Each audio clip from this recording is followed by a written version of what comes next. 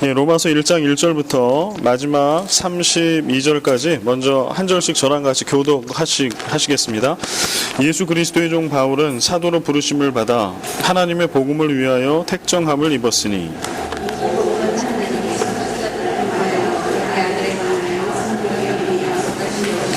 그의 아들에 관하여 말하면 육신으로는 다윗의 혈통에서 나셨고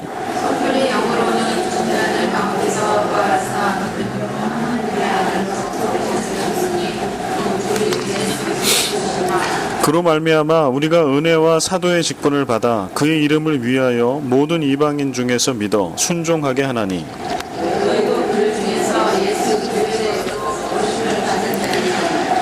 로마에서 하나님의 사랑하심을 받고 성도로 부르심을 받은 모든 자에게 하나님 우리 아버지와 주 예수 그리스도로부터 은혜와 평강이 있기를 원하노라.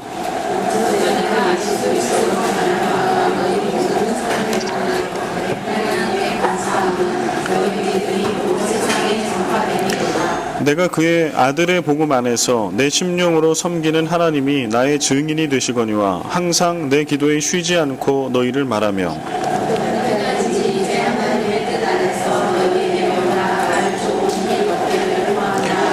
내가 너희 보기를 간절히 원하는 것은 어떤 신령한 은사를 너희에게 나누어 주어 너희를 견고하게 하려 함이니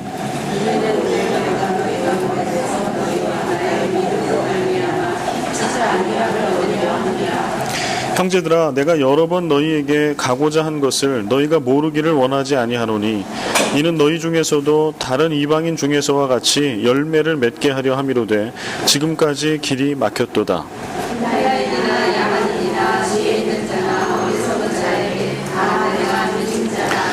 그러므로 나는 할 수 있는 대로 로마에 있는 너희에게도 복음 전하기를 원하노라.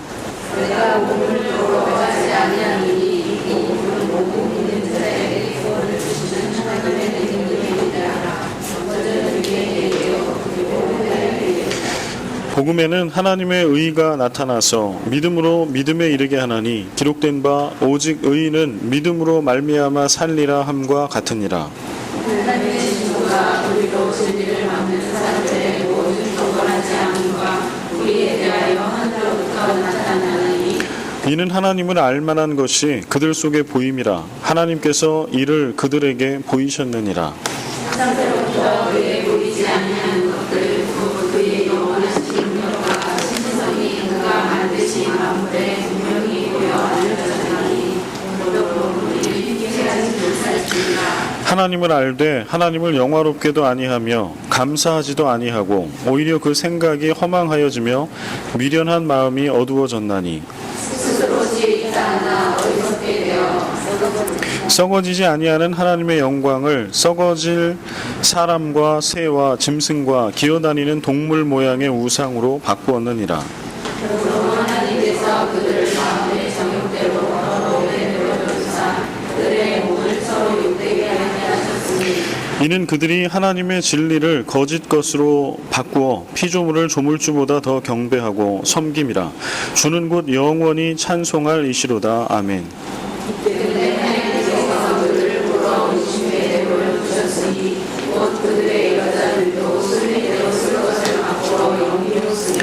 그와 같이 남자들도 순리대로 여자 쓰기를 버리고 서로 향하여 음욕이 부릴 듯하며 남자가 남자와 더불어 부끄러운 일을 행하여 그들의 그릇됨에 상당한 보응을 그들 자신이 받았느니라. 또한 그들이 마음에 하나님 주기를 싫어하며 하나님께서 그들을 그 산실한 마음대로 내버려두사 마땅하지 못한 일을 하게 하셨으니 곧 모든 불의, 추악, 탐욕, 악의가 가득한 자요, 시기, 살인, 분쟁, 사기, 악독이 가득한 자요, 수군수군하는 자요. 비방하는 자요, 하나님께서 미워하시는 자요, 미워하는 자요, 교만한 자요, 사랑하는 자요, 악을 도모하는 자요, 무엇을 거역하는 자요, 우매한 자요, 배약하는 자요, 무정한 자요, 무자비한 자라. 그들이 이 같은 일을 행하는 자는 사형에 해당한다고 하나님께서 정하심을 알고도 자기들만 행할 뿐 아니라 또한 그런 일을 행하는 자들을 옳다 하느니라. 아멘. 아멘.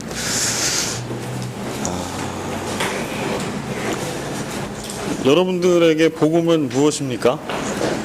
좀 써보셨나요? 지난주에 제가 당신에게 복음은 무엇입니까? 라고 하는 질문에 한번 답을 해봐라, 이렇게 말씀을 드렸었는데요. 우리가 성경 공부와 성경 연구를 할 때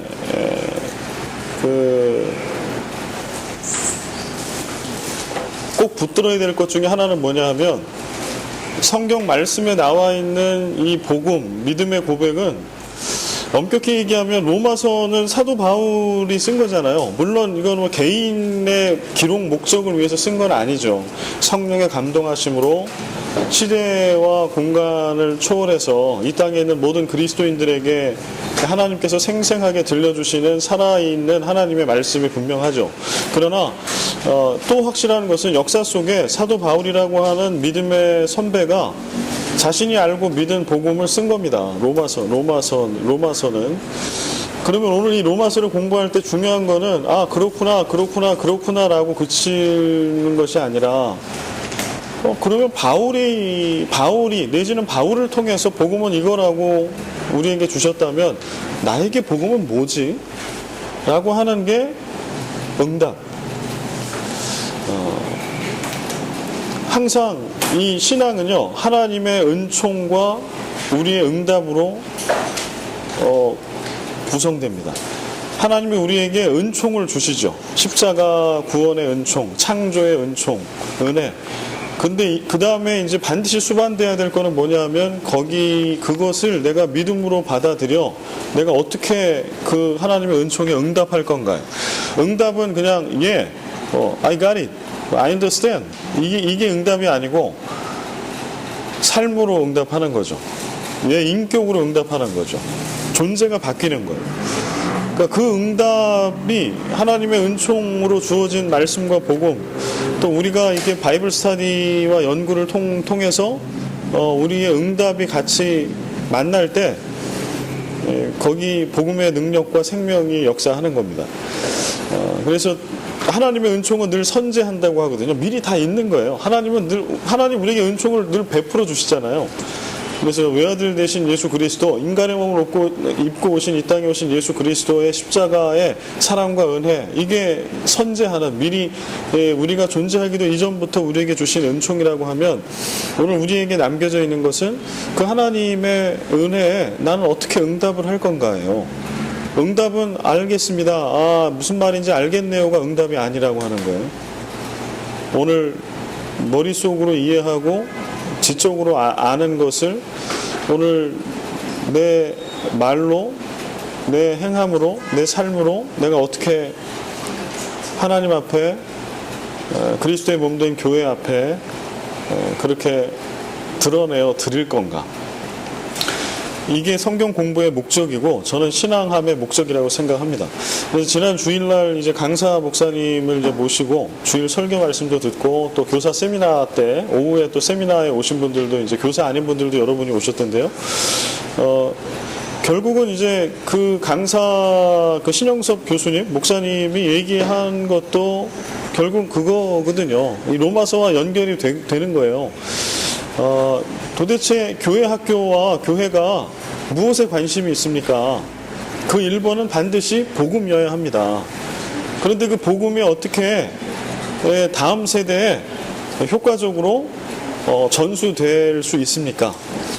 라고 할 때 이것은 교리적인 것이나 내지는 이론적인 전수가 아니라 온 교회 교우들이, 담임 목사와 장로님들, 항존 직분자들, 교회 안의 모든 처치 멤버들, 교회 학교 교사와 교육자들 모두가, 부모들이 하나가 돼서 그 복음을, 하나의 복음을 붙들고 그 다음에 그 복음을 어떻게 우리가 살아낼 건지에 대한 진지한 고민과 삶의 실천, 이런 것들이 교회 학교에만 있어야 될 게 아니라 부모로부터 시작돼야 하고, 이게 온 교회에 일관된 하나의 노력이 돼야 한다라고 하는 게 그 지난 주일 설교 말씀의 또 세미나의 핵심이에요. 그래서 교회 학교에만 맡겨놓지 말아라, 내지는 아이들에게만 알아서 믿어라 할 부분이 아니라, 정말 중요한 것은 오늘 부모된 내가 예수를 믿냐, 어떻게 믿냐. 그래서 믿기 때문에 도대체 너의 삶은 믿는 자의 삶의 모습이 맞냐? 그래서 그 삶의 모습이 너희의 자녀들에게 어떤 영향력을 끼치냐? 그거를 자꾸 교회 학교의 이론적인 것들, 종교 교육에 대해서 그런 수준의 교리적인 거, 학습적인 거, 스토리에 관한 거, 이런 거에만 머무르게 할 것이 아니라 가정과 일터와 부모님이 살고 있는 삶의 자리에서 아이들에게 복음을 어떻게 살아낼 건가에 대한 모델이 부모가 되어야 할 것이고, 교회는 그 일을 부모와 함께, 교회 학교 부서뿐만이 아니라 교회 전체가 그렇게 움직여야 신앙은 전수되고 교회는 건강해진다 라고 하는 이야기거든요. 근데 거기에 핵심은 복음이에요. 그래서 우리 가운데 복음이 자꾸 희미해지면 사실 다음 세대 신앙 전수가 잘 안 되잖아요. 그래서 그 통계 기억나세요? 지난주 설교에 보면 그 설문조사에서 갤럽 설문조사의 크리스찬 인구가 20.1%, 작년에 20.1%로 나왔단 말이에요. 그런데 이제 어떤 그 중고등학교 청소년 선교단체에서 중고등학생들의 복음화율이라고 하는 게 결국은 교회를 다니느냐일 겁니다. 제가 정확한 통계 자료를 제가 보지는 못했지만, 교회를 다니고 출석하고 있는 중고등학교 아이들의 비율을 본 거예요. 전체 대한민국의 중고등학교 아이 학생 수분에 교회를 출석하고 있는 중고등학교 학생 했더니 3.28%인가? 제가 어디 써놨는데 정확하지는 않아요. 한 3점 몇 프로 나왔다는 거예요. 그러면 이제 미전도 종족이라고 얘기를 할 때, unreached people이라고 선교학에서 얘기할 때, 뭐 약간씩 학자마다 좀 다르긴 합니다. 누구는 1%도 얘기하고 3%도 얘기하고 하지만, unreached people, 미전도 종족을 얘기할 때 가장 광범위하게 보는 건 5%거든요. 5% 미만이면 미전도 종족으로 보는 거예요. 그래서 1040 윈도우 해가지고, 여러분 그 글씨 기억나나요? 그래서 1040 윈도우, 위도 경도 10도 40도를 딱 끊어서 이렇게 창으로 만들어 놓으면 그 안에 전 세계의 unreached people이 그 안에 뭐 거의 다 들어있다라고 하는 거죠. 그래서 이거를 중심으로 우리가 선교를 해야 된다라고 하는 게 뭐 오래 수십 년 전에 이제 선교 신학의 테마였고, 그렇게 이제 복음을 전했는데요. 근데 지금 이제 우리에게 오는 현실은 뭐냐면, 우리 대한민국의 중고등학교 아이들 청소년이 미전도 종족이 된 거예요. 그룹이 3점 몇 프로니까 아주 심각합니다. 그러면 이게 청년으로 가면 늘어날까요? 늘지 않아요. 지금 선교단체들이, 한국의 선교단체들이 난리도 아닙니다. 제가 선교단체, 저도 이제 선교단체에서 제 아내하고 훈련을 받았는데, 그때는 정말 뭐 할만했어요. 활발했고, 선교단체 하나 선교단체 한 캠퍼스에 뭐 적으면 한 50명, 많으면 뭐 100명, 200명도 모이니까, 한 캠퍼스에. 지금은요, 몇 개 캠퍼스 지역으로 모여도 100명 모이기가 쉽지가 않아요. 완전히 지금 캠퍼스는 완전히 깨졌어요. 다 그 영어 공부하고 뭐 스펙 쌓고 직장 준비하고 이런 걸로 다 가 있지, 아이들이 중고등학교에 3점 몇 프로, 대학 가면 확 떨어져요. 지금 볼까요? 이 필리핀의 그 청년 대학생들 유학생이라고 하는, 뭐 통계가 정확하지는 않은데요, 미니멈으로 잡으면 아마 8,000명에서 좀 10,000명 뭐 이 정도 얘기를 하더라고요. 그럼 8,000명에서 10,000명 정도가 지금 한국에 청년 대학생들이 있는 거예요, 이 필리핀 땅에. 그럼 거기서 지금 교회를 출석하는 청년들이 몇 명 될까요? 우리 교회 출석하는 청년들이 지금 한 5, 60명 되거든요. 청년들이 제일 많이 모이는 교회 중에 하나, 마닐라에서. 그럼 몇 개 교회 더해봤자 한 100 몇십 명 되겠죠. 그 다음에 뭐 몇 명씩 오는 청년들 다 더해보면 몇 명 될까요? 8,000명 잡고 800명이면 10분의 1, 10%예요. 안 됩니다. 절대 안 됩니다. 그러면 그것도 미전도 종종 나올 겁니다. 5% 미만. 지금 그런 시대에 우리가 살고 있는데, 이거를, 근데 그럼 청년들이 요즘에 신앙이 떨어졌을까? 중고등학교 우리 자녀들이 갑자기 신앙이 확 떨어졌을까요? 그렇지 않아요. 정말 중요한 거는 어디서부터 그게 시작되냐 하면 부모의 신앙에서 시작돼요. 그러면 교회 다니는데 우리는 다니죠. 그러나 정말 복음을 믿습니까? 예수를 믿습니까? 그 믿음이 여러분이 자녀들을 교육할 때도 나타납니까? 믿지 않는 부모와 여러분의 교육 방법, 아이들을 훈육하고 가르치는 게 같다라고 하면, 예수 믿는 것을 믿는다라고 얘기하는 걸 고민해봐야 되지 않을까요? 왜냐하면 예수를 믿는다라고 하는 것은 우리의 전 존재가 예수 그리스도 중심, 복음 중심으로 바뀌는 거거든요. 그러면 분명히 안 믿는 사람들과는 생각하는 거며 말하는 거며 교육 철학도 달라야 되고 소비하는 거 씀씀이도 달라야 되고 다 달라야 되거든요. 그런데 우리가 이제 안으로 하나하나 이렇게 들어가 보면 부모된 우리의 신앙은 확실해. 구원에 대한 확신은 확실하고 열심히 신앙생활을 하죠. 그러나 이게 정말 그 복음에 입각한 그러한 삶의 모습으로 다 열매가 맺혀지고 그렇게 사는가. 그리고 그게 자녀들이 볼 때, 아, 우리 엄마 아빠는 진짜 예수를 믿는구나. 예수를 믿으면 저렇게 사는 거구나. 나도 저렇게 살아야지. 나 그 예수를 나도 믿어야 되겠다. 나는 그 복음을 붙들어야 되겠다. 세상에 다른 어떤 것보다 정말 제일 중요한 게 있다면 그거는 복음이지 다른 어떤 것이 아니라고. 그리고 그 복음 때문에 그 복음을 이 땅에 실현해가는 하나님의 나라를 구현해가는 것이 하나님이 내게 주신 부르심이고 소명이기 때문에 나는 그것 때문에 공부해야 되겠다. 더 열심히 공부해야 되겠다. 내가 세상에 어떤 영역을 하나님의 거룩한 영역으로 만들어갈까? 물리학? 수학? 내지는 어떤 엔지니어? 내지는 생명공학? 그렇게 접근해 가서 그들이 어떤 학문을 또 대중문화의 어떤 영역들을 어떤 나라와 민족을 종족을 하나님께 올려드릴 수 있는 데까지 가는 거, 이게 결국은 창세기부터 요한계시록까지 사실은 그런 하나님의 나라를 세워가라고 하는 게 하나님의 외침이에요. 그래서 아담과 하와를 만드신 거고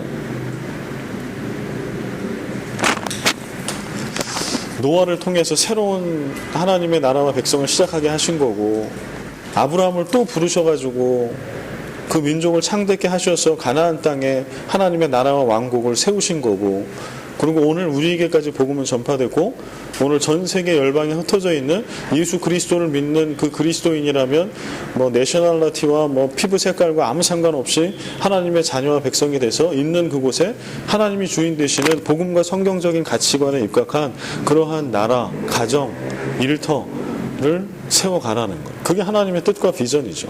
오늘 창세기부터 요한계시록 오늘 우리까지 오는 비전. 그래서 오늘 로마서를 공부하는 거는 로마서를 이거 신학적인 세계를 알아서 어디다 쓰려고요. 그거 알아도 쓸 데가 없어요, 사실은. 여러분들이 목사할 거 아니잖아요. 그 신학자가 될 거 아니니까. 그래서 이제 로마서를 계속 공부를 하면서 질문을 계속 저는 이제 바울을 통해서 던지는 질문을 또 제 언어로 바꿔서 여러분에게 던질 거예요. 여러분은 거기에 답을 하셔야 돼요. 지식적인 것들을 쌓는 것도 이게 바이블 스터디니까 해야 되지만 더 중요한 것은 그것을 쌓기 이전에 그런 강력한 도전과 질문에 여러분들이 진실하게 답을 하셔야 된다는 거예요. 복음이 너에게 뭐냐? 여러분에게 복음이 뭡니까? 여러분에게도 능력입니까? 사망, 죽음조차도 삼키는 능력이 맞습니까? 그렇다라고 하면은 여러분의 자녀들에게도 복음은 그런 능력 맞습니까? 어떠한 직장, 어떠한 학교 레벨, 어떠한 소득 수준 이런 걸 다 떠나서 어느 나라에 어떻게 살든지 상관없이 복음은 능력이 맞냐고. 그래서 그 복음 능력이 되는, 부활의 능력이 되는 그 복음을 우리 자녀들은 그러면 지금 어떻게 살아내고 있는 거죠? 이런 질문들을 구체적으로 계속 좀 던져보는 시간이 되어야 하고요. 그래서 로마서가 다 16장이 끝났을 때는 흔들리지 않은 견고한 우리 믿음의 고백, 삶의 변화변혁, 여러분의 삶의 복음의 파워가 막 차고 넘치는 그런 일들이 있기를 기대합니다. 그래서 이따가 쉬는 시간 끝나고 두 번째 시간 갈 때 당신에게 복음은 무엇입니까? 라고 지난주에 설교 말씀 연결해서 다음 세대의 신앙 연수를 할 때 부모의 신앙이 얼마나 중요한가를 좀 연결해서 나에게 복음은 뭔가, 그래서 이게 내 아이에게 지금 어떤 영향을 미치고 있다고 생각하냐, 이런 이야기들을 좀 나눠보도록 하겠습니다. 이제 여러분 지난주 나눠드린 강의 안으로 좀 가보겠습니다. 바울에게 있어서 복음과 복음이 아닌 것에 대한, 복음과 복음이 아닌 것을 구분하는 척도는 뭐라고 그랬죠? 뭐라고 얘기하나요? 로마서 1장 16, 17절에, 특별히 16절에 복음과 복음이 아닌 것을 구분하는 척도, 바울이 이야기하고 있는 척도는 능력이 있으면 복음, 능력이 없으면 복음이 아니에요. 아무리 무늬가 화려하고 막 이렇게 보여도 능력이 파워, 능력, 힘이 없으면 복음이 아니다. 그럼 어떠한 힘과 어떠한 능력이냐? 구원을 가져다 주는 능력, 구원을 가져다 주는, 의의 소망에 도달하게 해주는 능력, 그 힘이 있냐 없냐? 있으면 복음, 없으면 복음이 아니야. 그래서 율법으로 가볼까요? 할례? 할례가 복음이 될 수 있나요 없나요? 할례를 지키는 것이 아브라함 때부터 수천 년 지켜왔던 역사라고 할지라도, 예수님 시대까지 그럴지라도 할례를 지키는 것은 복음이 될 수 없어요. 왜냐하면 할례를 지키는 거가 우리를 하나님의 나라로 인도할 수 없거든요. 우리를 구원할 힘이 없어요. 죽어있던 우리를 할례를 받는 것 때문에 살려낼 힘이 없다는 거, 할례에는. 그리고 오늘 레위기 오늘 본문, 매일 성경의 본문에는 그 안식일, 그 절기와 날을 지키는 거, 거룩하게 지키는 말씀이 있는데, 안식일을 거룩하게 지키고 유월절과 무교절을 지키고 첫 추학의 계절인 초실절을 지켰어. 그게 복음인가요? 복음이 될까요? 안 될까요? 그럼 간단해요. 그런 안식일을 지키고 뭐 초실절을 지키고 유월절, 무교절을 우리가 지켰단 말이죠. 그 절기와 날을. 그러면 그게 우리를 구원할 능력이 됩니까? 그게 우리를 구원합니까? 그럼 복음. 안 되면 복음이 아니야. 하나님은 그걸 가지고 우리를 너 의롭다, 너 옳다, 그래서 너 내 자녀다라고 인정을 해주시냐는 거예요. 그거 가지고. 그게 아니면 복음이 아닌 거예요. 바울의 얘기는 일관성이 있어요. 아주 일관성이 있어요. 뭐 2000년 이상을 우리가 교회의 전통, 민족의 전통으로 가지고 온 할례 아니라 그 더한 무엇이 있더라도 그게 우리에게 어떠한 영향력도 끼칠 수 없다라고 하면 예수 그리스도의 피 묻은 십자가, 그 예수 그리스도를 믿는 믿음, 그게 복음인데 그게 되게 단순해 보이고, 지금 믿는 사람도 바울이 얘기할 때는 그때는 크리스찬들이 얼마 없을 때잖아요. 그럴지라도 그게 우리를 죽음에서 생명으로 옮겨내는 능력이 거기에만 있어. 그러니까 그게 복음인 거예요. 다른 어떤 전통도 어떠한 것도 더 많은 사람들이 믿고 뭐 연구를 하고 옳다라고 얘기해도 그거는 복음이 아닌 거예요. 그래서 오늘 우리도 좀 이 부분은 돌아볼 필요가 있어요. 우리가 교회 안에 여러분과 저의 신앙 안에 어떤 것은 할례를 지키는 것처럼 신앙 전통인데 복음처럼 들어와 있는 것들이 참 많이 있어요. 우리는 그거 명확히 구분해야 합니다. 그건 복음이 아닌 거예요. 그냥 신앙생활을 잘하기 위해서 우리가 마땅히 성숙한 그리스도인이 해야 할 것, 그래서 이루은 것일 수는 있어. 그러나 그게 복음은 아닌 거예요. 진짜 복음은 예수 그리스도 십자가밖에 없어요. 그러면 그것 이외의 것들에 대해서 우리는 복음에 대해서는 목숨을 걸어야 하고 그거 이외의 것들에는 목숨을 걸 이유가 없다라는 거예요. 그래서 오늘 우리에게 복음이 희미해지는 것들은 복음이 아닌 것들에 대해서 우리가 너무 중요성을 너무 많이 갖다 주는 거예요. 교회 안에서. 이것도 중요하고 저것도 중요하고 막 얘기를 해주고 그게 교회 전통이 되는데 사실은 그거는 복음이 아닌 거예요. 대부분은. 복음은 예수 그리스도 하나밖에 없으니까. 그래서 이 로마 교회에도 그런 현상이 있었던 겁니다. 복음이 아니고 다른 어떤 신앙의 규범이나 활동이나 전통이나 이런 많은 것들이 있는데, 가치관이나 이런 것들에 사람들이 마음을 쏟다 보니 그들에게 복음이 희미해져. 왜냐하면 예수 그리스도의 복음, 예수 그리스도 복음 말고 다른 무엇이 많으면은요, 예수 그리스도의 복음의 능력이 약한 거죠. 우리가 십자가 예수 그리스도를 내 구세주로 믿는 거 말고 다른 어떤 것을 행위로 막 더 해야, 헌금도 많이 해야 되고 봉사도 많이 해야 되고 모두 해야 되는 거가 플러스 알파가 돼서 그게 온전한 신앙이라고 우리가 자꾸 가르치면 가르칠수록 이게 되게 신앙적인 것 같지만 이게 불신앙이 되는 거는 뭐냐 하면 그럴수록 뭐가 약화되는 거예요. 복음이 약화돼요. 복음이 얼마나 혼자서 예수 그리스도를 믿는 거 믿음이 이것만 믿어가지고 안 되니까 자꾸 뭐가 덧붙여지는 거 아니에요. 그건 아니지. 그렇게 가르치는 건 아니지만 실제로 우리가 믿고 아이들이 복음을 받아들일 때 그렇게 받아들인다는 거예요. 복음 위에 다른 어떤 것들을 자꾸 교회가 강조하면 강조할수록 복음의 가치는 하락하는 겁니다. 그래서 오늘 우리 중고등부 아이들이 미전도 종족의 수준까지 떨어진 이후에는 우리 부모 세대들에게 복음이 희미해진 거예요. 그거는 부인할 수 없는 이유라고 생각합니다. 그래서 그런 면에 있어서 오늘 바울이 로마서에서 계속 얘기하고 있는 복음에 대한 것들을 우리는 진지하게 들어야 하고, 나는 교회 다니니까, 난 예수 믿으니까로 그칠 부분이 아니라 진짜 성경에서 얘기하고 있는 그 복음, 나는 그것만을 붙들고 있나? 다른 어떤 것 아니고 복음으로만 나는 의롭다함을 얻고 나는 구원받나? 나는 그렇게 믿고 그렇게 진짜 살고 있나? 에 대한 확실한 아멘이 우리 가운데 있고, 그런 선명한 가르침이 다음 세대들, 특히 우리 자녀들에게 부모들이 그렇게 말하고 그렇게 보여주고 그런 것들이 있어야 교회 학교도 소망이 있고 교회는 소망이 있을 거라, 이렇게 얘기할 수 있습니다. 바울은 그걸 얘기해요. 다른 어떤 거룩한 신앙적인 단어들과 용어들이 많이 있으나, 그러나 복음과 복음이 아닌 것을 구분하는 유일한 것은 능력이다, 힘이다. 그래서 우리도 그렇게 돌아봐야 된다고 지난주에 말씀드린 거죠. 여러분이 예수를 믿는데 힘이 있습니까? 때때로 상처받죠. 고난이 있죠. 정말 견디기 힘든 고난이 있을 겁니다. 여러분이 이미 겪으셨을 거고요. 겪고 있을 거고 앞으로 겪을 거예요. 그러나 복음의 능력이라고 하면, 우리가 예수를 믿는다면 그 고난은 우리에게 더 이상 고난이 될 수 없어요. 우리가 자빠질 이유가 되지 않아요. 사람이나 교회 공동체나 희망을 버릴 근거가 되지 않아요. 희망은 교회나 사람에게 있지 않기 때문에. 희망은 예수 그리스도, 삼위일체 하나님, 복음의 희망이 있어요. 그래서 교회가 희망의 공동체인 거지, 교회 자체로 어떤 힘이 있어서가 결코 아니라고 하는 거예요. 예수를 믿는 사람이 아무리 뛰어나고 해도 그 사람에게 뭐가 있지 않거든. 그 이야기를 계속 바울은 하고 있습니다. 그래서 고린도전서 4장 19절 20절, 지난주에 했던 마지막 인용했던 본문, 주께서 허락하시면 내가 너희에게 속히 나아가서 교만한 자들의 말이 아니라 오직 그 능력을 알아보겠으니 하나님의 나라는 말에 있지 아니하고 오직 능력에 있습니다.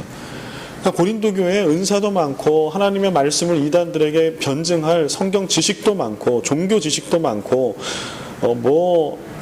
풍성한, 그냥 이렇게 보면 정말 잘 믿고 능력이 있어요. 그러나 그들에게 부족했던 것은 뭐예요? 그들에게 부족했던 것은 능력이에요. 복음의 능력. 많은 말이 있었어요. 많은 은사도 있었어요. 화려함도 있었어요. 그러나 진짜 복음의 능력이 있냐? 너희들이 말한 게 진짜가 되려면 나는 가서 한번 시험해보고 싶어. 너희에게 있는 거, 너희들이 말하는 게 복음이라면 그 복음의 능력이 너희들에게 반드시 있을 건데, 너희 개개인에게 고린도 교회에 그 능력이 있니? 난 그거를 가서 좀 보고 싶다. 보여줘라. 라는 도전이죠. 하나님의 나라, 제가 설교 때 아마 제 설교에 가장 많이 쓰는 단어를 하나 나중에 통계 빅데이터 해가지고 꼽으면 아마 하나님의 나라일 겁니다. 이미 많이 얘기하고 앞으로도 제가 있는 한은 하나님의 나라를 계속 얘기할 거예요. 왜냐하면 성경은 하나님의 나라로 시작해서 하나님의 나라로 끝나요. 새하늘과 새 땅, 요한계시록에 완성된 하나님의 나라. 그럴 때 하나님의 나라는 그냥 하나님이 주인 되시는 나라죠. 그러나 하나님의 나라의 특징은 능력에 있다는 거예요. 능력. 절망을 바꾸는, 소망으로 바꾸는 능력. 불의하고 정의롭지 못한 세상을 하나님의 정의와 공의로 바꿀 수 있는 능력. 그래서 그게 그렇게 바꾸어지는 능력이 있냐? 그러면 하나님의 나라가 임한 거죠. 그런데 말로는 막 번지르르 하고 평화를 얘기하고 평안을 얘기하나 말만 있고 전혀 힘이 없어. 그러면 하나님의 나라가 임한 거 아니라는 거예요. 우리 교회도 마찬가지. 사랑을 얘기하고 뭐를 얘기하고 정의를 얘기하고 교인됨을 얘기하고 아무리 얘기해도, 그래서 그게 파워가 돼서 우리 교회 공동체 안에 지금 역사하고 있나? 그래서 막 가정에서 부부관계가 너무 안 좋아서 깨어져서 상처 가운데 있고 어떻게 예수를 믿어야 될지 모르는 그러한 교우들이 있다면, 우리 안에 진짜 사랑이 있는데 그게 복음이에요. 그러면 어떤 게 생긴다고? 어떤 게 있다고? 능력이 있다고. 그러면 그 복음이 딱 들어가. 그러면 어떻게 역사할까요? 이걸 심리학을 전공한 그런 분도 해결할 수 없는, 전문 상담가도 해결할 수 없는 내면에 몇십 년 된 깊은 상처가 치유되고 회복되는 역사가 생겨요. 능력이 있기 때문에. 복음은 능력이기 때문에 평생을 율법에만 사로잡혀가지고 그게 하나님 제대로 믿고 예배하는 거라고 그렇게 미쳐 날뛰고 다메섹에 있는 예수 믿는 자를 잡으러 가기 위해서 갔던 바울을 완전히 바꿔버리잖아요. 뭐가 그걸 가능하게 했어요? 복음이. 왜요? 복음은 파워니까요. 오늘 여러분의 남편, 여러분의 자녀들이 안 변하고 어떻게 자라갈까 걱정됩니까? 우리 곽 집사님 지금 군대 가 있는 지금 횡성, 한우가 마시는 횡성에 있는 아들, 큰아들이 걱정됩니까? 걱정하지 마십시오. 복음은 능력입니다. 네? 그걸 우리가 믿으면, 그리고 그 능력이 된 복음이 내 아들한테 있어. 그 확신이 있으면 뭐 북한 땅에 떨어뜨려 놔도 산다니까요. 복음 때문에. 그래서 그러한 확증을 바울은 계속 얘기해요. 그래서 여러분들에게도 기도 제목이 많이 있죠. 또 우리 교회를 쪽으로 보더라도 우리가 더 좋은 교회, 건강한 교회로 가기 위해서 기도 제목이 많이 있어요. 그럴 때 우리 가운데 소망이 있는 것은 복음이 능력이기 때문에 소망이 있고요. 우리 처치 멤버가 600명이 있어, 아이들까지. 그렇게 많이 있어도 그렇게 많이 있는 게 중요한 게 아니라 출석을 몇 명 하느냐, 헌금이 얼마가 중요한 게 아니라 그 600명 중에 정말 복음이 능력인 사람이 몇 명이냐. 그 사람이 있으면 되는 거예요, 교회는. 그러니까 메가처치도 아무런 힘을 발휘하지 못해. 4대 교회처럼, 계시록에 얘기하는 4대 교회처럼 겉으로 멀쩡하나 다 죽어있는 교회, 예배도 있고 모두 다 있으나 복음의 능력을 상실한 교회, 4대 교회 아닐까요? 오늘 우리가 그런 교회가 될 수 있다는, 그런 그리스도인이, 내가 교회를 열심히 다니고 모두 다 하지만 능력이 없는 그리스도인이 될 수 있다는 그런 교회가. 바울은 그걸 계속 도전하는 거예요. 로마 교회요, 너희들의 이름을 내가 칭찬, 명성을 익히도록 알고 있어. 난 너희들이 너무 자랑스러워. 그러나 우리 다시 한번 물어보자, 우리 스스로에게. 복음은 능력인데 너희에게 그 능력이 있냐? 우리 그거 한번 물어보자. 진짜 복음이 너희들에게도 능력이냐? 너희들의 다음 세대들에게도 복음이 능력이기 때문에 너희들 희망이 있어. 너희들에게 지금 이 그리스 로마의 황제를 숭배하고 그런 신들을 잡신들을 숭배해서 타락한 이런 문화 가운데 우리가 예수를 믿는데, 이런 시대에, 그러나 너희들 이 전 세계가 복음으로 뒤바뀔 거라고 하는 그러한 희망이 있냐? 복음은 그것을 가능하게 하는 능력이다. 우리 그거 믿고 가자. 우리 흔들리지 말자. 이런 거를 계속 도전하는 거예요. 예, 다음에 이제 지난주 나눠드렸던 2페이지에 복음은 생명을 창조하는 능력이다. 복음은 능력입니다. 복음은 능력인데 구체적으로 어떤 능력이냐? 생명을 창조하는 능력. 죽은 자를 살리는 능력, 이게 생명을 창조하는 거잖아요. 로마서 1장 4절 같이 한번 읽겠습니다. 시작. 성결의 영으로는 죽은 자들 가운데서 부활하사 능력으로 하나님의 아들로 선포되셨으니 곧 우리 주 예수 그리스도시니라. 아멘. 성결의 영으로는 죽은 자들 가운데서 부활하사 능력으로 하나님의 아들로 선포되셨으니 곧 우리 주 예수 그리스도시니라. 복음은 예수 그리스도예요. 예수 그리스도는 죽음을 이기신 분. 그래서 다시 살아나시는 것뿐만 아니라 영원히 다시 죽지 않는 부활의 능력을 갖고 계신 분. 생명을 창조하는 능력. 십자가에서 예수님은 죽어버렸어요. 완료형. 이미 죽었어요. 죽은 척이 아니라 죽었다고. 그런데 복음은 죽은 예수 그리스도를 영원히 죽지 않을 영생으로 살려내는 능력이었습니다. 그리고 오늘 우리가 예수 그리스도를 믿을 때 아버지 하나님께서 예수 그리스도를 믿는 믿음을 통해 우리에게 주시는 것은 뭐예요? 그 부활의 능력을 주시는 거예요. 우리한테. 이미 죽었던 예수를 살아나게 하시는 것뿐만 아니라 영원히 죽지 않게 했던 그 능력을 오늘 예수를 믿는 시대와 역사와 뭐를 다 초월해서 예수를 믿는 모든 이에게 그 능력을 주신다고요. 그 능력을. 이거는 예수 믿고 천당 가는 거로 그치는 능력이 아닌 거예요. 오늘 우리를 억압하고 우리 인생에 안 된다라고 생각되어지고 우리가 받았던 상처와 억울함과 이런 모든 것 때문에 내 인생은 이미 끝났다고, 우리 교회와 우리 가정과 우리 대한민국은, 한국 교회는 이미 종쳤다라고 이렇게 바라보는 게 아니라 이 부활의 능력이 예수 안에 있고 내가 예수를 믿을 때 오늘 2016년에도 이 능력은 오늘 이 똑같은 동일한 효력이 있는 능력을 나에게 주신다. 믿음과 더불어. 이게 있으면 낙심하지 않아. 이게 있으면 우리가 복음을 전할 수 있어요. 우리가 예수를 자꾸 얘기하지 않는 이유는요. 이 확신이 없으니까 얘기를 안 하는 거예요. 그냥 예수는 교리거든. 나한테. 종교 교리. 내가 예수 믿은 지 40 몇 년이 됐는데 그때 한번 들었던 새가족 교육 때 들었던 교회학교 때 들었던 그거지. 그 이상도 이하도 오늘 아니기 때문에 내가 얘기를 할 수가 없어요. 왜냐하면 그거 얘기하면 나도 알아. 그럴 거니까 얘가. 얘도 아는 거 다 알고 있는 거 얘기해서 뭐 하겠어요. 그러니까 우리는 예수 얘기를 안 해. 우리 인생 가운데 예수와 복음이 어떠한 영향력을 끼쳤는지 얘기를 안 해요. 왜냐하면 그거는 과거형인 거지 오늘 현재형이라고 믿지 못하기 때문에. 그래서 오래된 교회에 가보면 안타까울 때가 있어요. 그러면 뭐냐면 이제 저는 이제 그런 얘기 이렇게 지금은 너무 지금 이렇게 만나면 대단한 분이죠. 이력이.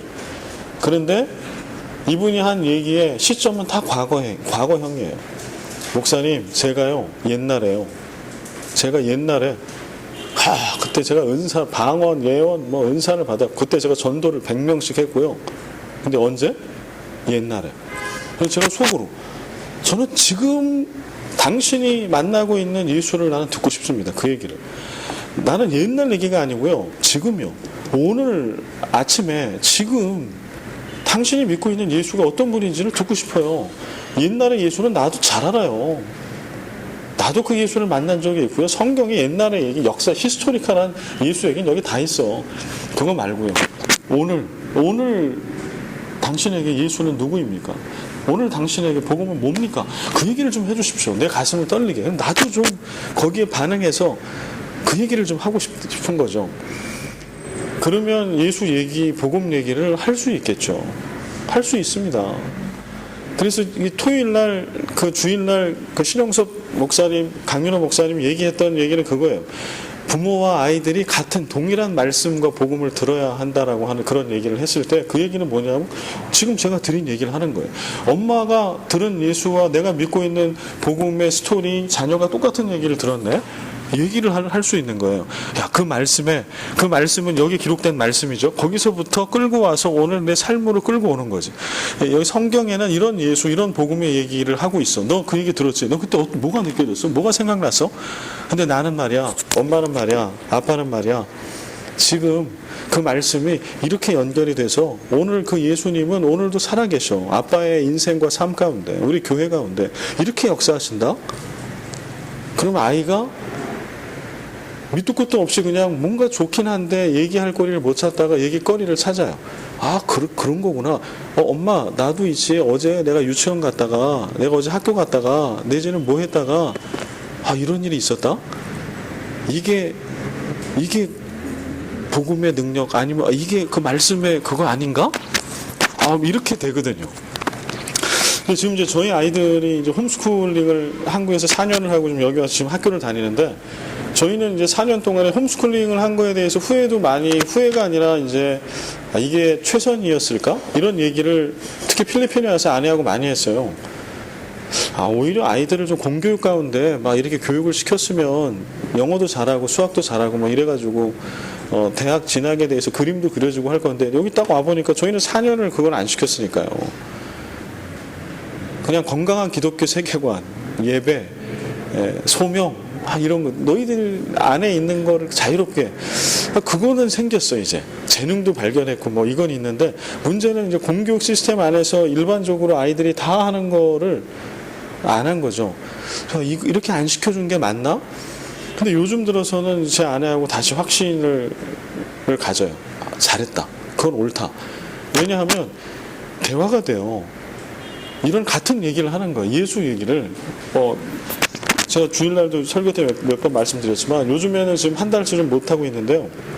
제가 휴가 갔다 온 이후에 잘 못하고 있는데 제가 이제 주일날 설교 원고가 토요일날까지 다 나오잖아요. 그러면 주일날 저녁에 가정 예배를 드려요. 그럴 때 원고가 말씀이 내일 선포될 본문 말씀이에요. 그거를 제가 메시지를 어쩔 때는 그대로 읽어줄 때도 있고 어쩔 때는 제가 요약을 해서 선포를 해요. 그러면 그 말씀을 가지고 나누는 거예요. 듣고서 이건 이해가 안 돼. 아, 이거는 내 삶 속에서 이랬어. 이런 얘기들을 나눠요. 근데 그런 얘기들을 이렇게 듣고 있으면 신기할 때가 있어요. 동일한 오늘 내가 만난 예수 얘기를 하는 거거든요. 그 아이들, 온 가족이 함께, 엄마와 아빠와 아이들. 그럴 수 있으면 행복한 거죠. 그러면 성공한 거죠. 뭐 더 뭐를 바라겠어요. 그런 면에 있어서 홈스쿨링 하길 잘했다. 요즘에 이런 생각들을 하는데요. 여러분들 가정에서 뭐 저희보다 훨씬 더 잘하고 계실 겁니다. 그러나 돌아봐야 돼요. 같은 하나님의 말씀을 가지고 오늘 엄마와 아빠의 삶 가운데, 아이들의 삶 가운데 살아 역사하시는 그 살아계신 주님의 이야기, 이 이야기가 복음이잖아요. 그래서 여기 기록된 옛날 얘기가 오늘 우리 삶하고 부딪혀갖고 예수의 이야기로 되는 거. 이 이야기가 우리의 가족 가운데 풍성해야 되고, 교회에 우리 처치 멤버들이 만날 때 계속 그 얘기를 해야 돼요. 그래서 저는 이런 분위기가 좀 우리 교회가 언젠가 되면 좋겠다는 바람이 있어요. 그래서 교회 학교에도 아이들과 장로님과 유치부 아이가 만나서 그 얘기를 할 수 없을까요? 그러면 세대 간의 격차 얘기를 안 할 수 있어요. 저 은퇴하신 권사님과 저 유초등부 아이가 만나가지고 예수 얘기를 하는 거죠. 너 오늘 어떤 말씀 들었니? 그래. 그런 말씀 들었니? 나는 있지. 이러면서 예수 얘기를 하는 거예요. 그럼 아이가 귀를 쫑긋 세우고, 이런 거구나. 이 예수님 얘기는 그냥 무리를 걸은 예수님으로 기적을 베푸신 것을 그치고 옛날에만 그런 분이 아니라 오늘도 우리의 삶 속에서 그런 기적, 그거보다 더한 기적을 베푸시는 분이시네. 여기 그렇게 사시는 분이 있네. 그러면 나는 왜 그런 경험이 없지? 아니면 내 가운데도 그런 게 있나를 살펴보면서 예수님과 연결하는 거죠. 내 사건을. 이런 일들이 교회 안에, 우리 가정 안에, 교회 안에 이렇게 있으면 그 교회는 참 건강한 교회, 행복한 교회일 겁니다. 그러면 뭐 외적인 그런 것들은 이제 결과적으로 그때 주어지겠죠. 복음은 생명을 창조하는 능력. 근데 이것도 뭘 알아요. 그래, 예수님이 2000년 전에 인간의 몸을 입고 이 땅에 오셨고요. 죽으셨고요. 사흘 만에 부활하셨습니다. 여기서 끝나면 복음은 생명을 창조하는 능력이 아니에요. 역사적 예수는 죽음을 이기신 하나님의 아들 메시아인 거는 알겠어. 그거는 믿어져. 그러나 복음이 오늘 나에게 생명을 창조하는 능력은 아닌 거죠.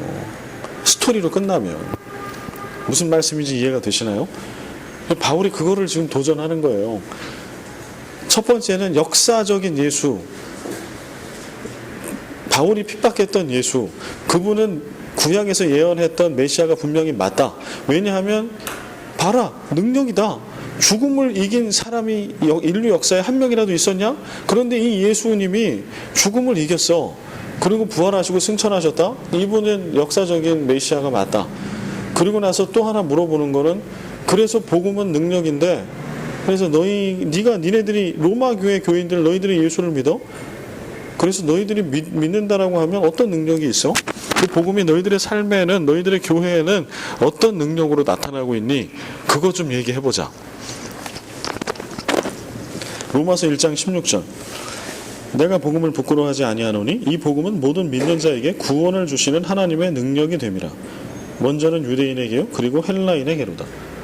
모든 사람들에게, 예수를 그리스도라고 믿는 모든 사람들에게 복음은 구원을 주시는 하나님의 능력, 십자가에 달려 죽으셨던 역사적인 그런 예수님을 살리는 것뿐만 아니라 영원히 죽지 않게 했던 능력, 그 동일한 능력을 오늘 예수를 믿어 그가 헬라인이라 할지라도 이방신 잡신들에게 숭배하는 그런 짐승보다 못한 그러한 이방인이라 할지라도 그가 예수를 믿으면 그 능력이 그에게 주어진다. 그 능력이 그러면 너희들에겐 있니? 어떻게 역사하니? 에베소서 2장 1절 같이 읽겠습니다. 시작. 그는 허물과 죄로 죽었던 너희를 살리셨도다. 아멘. 이게 바울의 고백이에요. 그는 허물과 죄로 죽었던 너희를, 지금 성경이 얘기하는 그 예수님의 역사 얘기는 뭐예요? 구약에 예언했던 메시아가 예수님이고 그 예수 그리스도가 십자가에 달려 죽었다가 살아났다, 부활했다, 승천했다, 다시 오실 것이다. 이건 히스토리잖아요. 이게 얘기예요. 스토리. 그런데 지금 바울은 이거를 그런 예수님의 역사적인 얘기에서 그치는 게 아니고 그걸 반복하는 게 아니고요. 에베소서 2장 1절이 위대한 거는 그는 허물과 죄로 죽었던 누구를 살려요? 너희를 살리셨도다.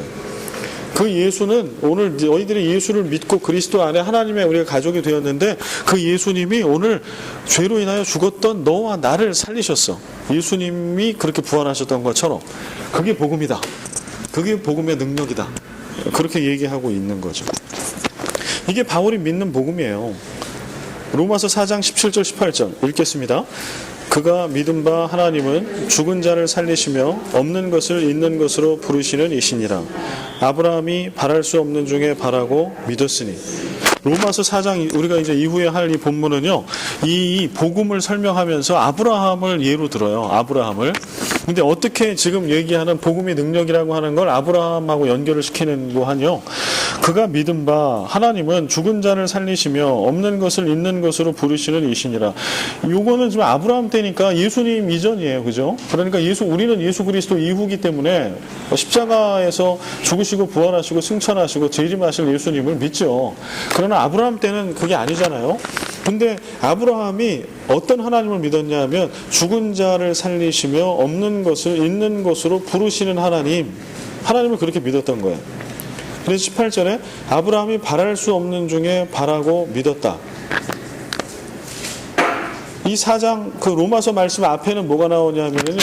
그 이삭 얘기 나와요. 이삭 얘기. 아브라함이 100세에 얻은 아들 이삭을 모리아산에 번제물로 바치려고 하잖아요. 바쳤잖아요. 하나님은 바쳤다, 받았다라고 말씀하시거든요. 번제물은 살아있는 그 생명, 가축을 멱을 따고 피를 다 쏟고 가죽을 벗기고 다 태워요. 다 남김없이 태워. 근데 이 사람을 그렇게 하는 거예요. 사람. 그 이삭을 100세 얻은 아들을 아브라함이 그렇게 제물로 드리려고 칼을 든 거거든요. 그런데 바울은 그렇게 이삭을 번제물로 하나님께 바치려고 했던, 그리고 하나님은 나는 받았다라고 했던 그 믿음이 이런 믿음이다라고 바울이 설명하는 거예요. 아브라함의 믿음을. 그가 믿은 바, 그는 뭘 믿었기 때문에 100세에 얻은 아들을 칼로 내려칠 수 있었어요? 하나님은 죽은 자를 살리시며 없는 것을 있는 것으로 부르시는 이시다. 성경에 이런 얘기는 창세기에는 없어요. 다른 어디에도. 근데 바울이 창세기 22장에 있는 모리아산의 사건을 이렇게 재해석을 하는 거예요. 신앙으로. 아브라함이 어떻게 하나님은 아브라함의 믿음을 의롭다 여기셨다라고 말씀하시는데 모리아산 사건으로 좀 끌고 가면 어떻게 아브라함이 어떤 믿음으로 그 100세에 얻은 아들을 칼로 내려쳐서 번제물을 죽이려고 할 수 있었을까? 믿음 때문이지. 어떤 믿음? 이삭을 내려쳐서 이삭이 죽었다 할지라도 하나님은 어떤 하나님이요? 죽은 자를 살리시는 하나님. 심지어 이삭이 없었잖아요. 100세에 얻었잖아요. 99세 때까지 없었어요. 아들이 하나도. 그랬는데 아들을 천사를 통해서 예언의 말씀을 주신 것처럼 아들이 생겼잖아요. 그래서 꼬부랑 할머니 경수가 다 이렇게 메말랐던 전혀 아이를 가질 수 없는 그 아내 사라가 아들을 낳잖아요. 그걸 봤죠. 없는 것을 있는 것으로 부르시는 하나님. 이거는 이미 경험한 하나님이에요. 그런데 아브라함의 믿음은 경험한 하나님에서 더 나아가서 하나님은 죽은 자를 살리시는 하나님. 18절 아브라함이 바랄 수 없는 중에 바라고 믿었다. 이런 믿음이 있어서 아브라함의 상황은 도저히 기대할 수 없는 상황인데 이삭을 아들로 주시는 것을 믿음으로 받았고 100세에 얻은 그 금쪽 같은 아들을 번제물로 드리려고 결단할 수 있었다. 그리고 하나님은 다른 어떤 것이 아니라 이 믿음을 받으셨다. 그래서 모든 인류의 믿음의 조상이 되게 해주셨다. 근데 지난주에 여러분 설교 본문 말씀 기억나세요?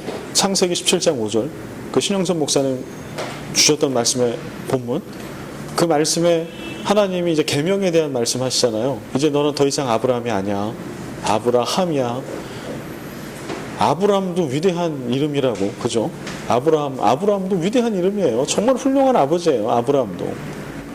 그런데 너는 너희 가정에 그 정도의 뛰어난 아버지로 만족하지 마. 그걸로는 이 땅에 하나님의 나라를 세워갈 믿음의 조상이 될 수 없어. 그거 가지고는 하나님의 나라를 세울 수가 없다. 근데 우리의 꿈은 그것도 이루기 쉽지 않잖아요. 한 가정의 가문의 믿음의 아버지가 되는 거, 어머니가 되는 거 얼마나 어렵잖아요. 근데 하나님은 아브라함에게 위대한 비전을 주는 거예요.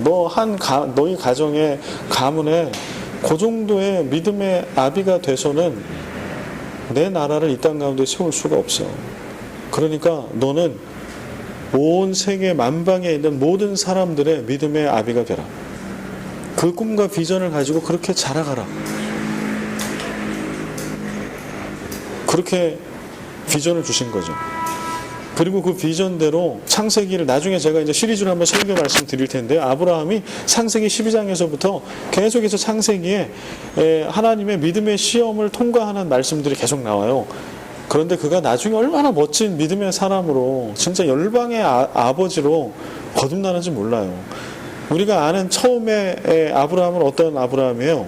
자기 예쁜 아내를 누이라고 속이는 그 정도 수준이었어요. 여러분 한번 상상해보세요. 여러분 남편이 자기 좀 어떻게 살아보려고 여러분을 내 누이라고 마음에 드시면 어떻게 좀 이랬던 사람이 아브라함이에요. 근데 사라는 대단하죠. 그거 가지고 성경에 한 번도 아브라함을 잡지 않아요. 너 막 부부싸움 할 때마다 너 애굽에서 그러면 미안합니다. 우리 그거죠. 너 애굽 그럼 미안합니다. 근데 사라는요. 그러니까 사라가 열국의 어머니인 거지. 그러니까 아브라함과 사라를 통해 하나님은 오늘 이 땅에 믿음의 후손을 주신 거예요. 그러니까 그는 성경에 보면 한 번도 부부싸움하거나 그 이후에 아브라함이 이랬어 뭐 이런 얘기를 안 해요. 근데 아브라함은 여튼 그때 수준이 그랬다니까. 근데 그런 그가 수차례 창세기를 보면 열방의 아버지로 훈련을 시켜요. 하나님이 트레이닝을 시켜요. 그리고 나중에는 정말 멋지게 변해요.